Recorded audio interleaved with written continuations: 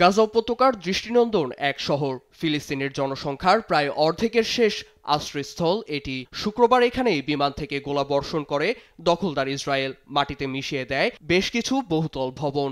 মারণাস্ত্র হাতে হামলে পড়ে ঠাঁই নেয়া ফিলিস্তিনিদের উপর। হামলায় বহু হতাহত হলেও তাদের আর্তনাদে নীরব পুরো বিশ্ব। এদিন আল মাওয়াসি শরণার্থী শিবির ও কথিত সেফ জোনেও ইসরায়েলি সেনাদের অভিযানে প্রাণ গেছে নিরীহদের। বাড়ছে খাদ্যাভাব থেকে অপুষ্টিজনিত রোগে মৃত্যুর সংখ্যা। এমন নির্মম পরিস্থিতিতে ফিলিস্তিনিদের নিরাপত্তা নিয়ে উদ্বেগ জানিয়ে গাজায় নেতানিয়াহু বাহিনীর হামলাকে অমানবিক আখ্যা দেয় জাতিসংঘ। শিগগিরই গণহত্যা বন্ধ করতে হবে। গাজা এখন দুর্ভিক্ষ চলছে।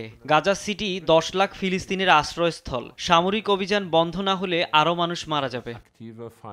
গাজা দখলের পরিকল্পনা ইসরায়েলের রাজনৈতিক ও সামরিক নেতৃত্বের জন্য ভয়াবহ পরিণতি ডেকে আনবে বলে সতর্ক করেছে হামাস। টেলিগ্রামে কাসাম ব্রিগেডের মুখপাত্র আবু উবাইদা জানান, ফিলিস্তিনিদের উপর হামলার মূল্য নেতানিয়াহু বাহিনীকে রক্ত দিয়ে পরিশোধ করতে হবে।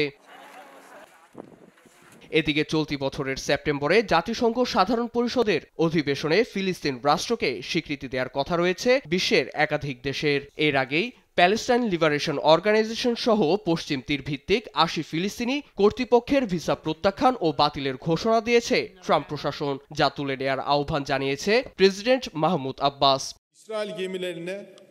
গাজায় বর্বরতার প্রতিবাদে নিজেদের আকাশসীমায় ইসরায়েলি বিমান চলাচলে নিষেধাজ্ঞা দিয়েছে তুরস্ক।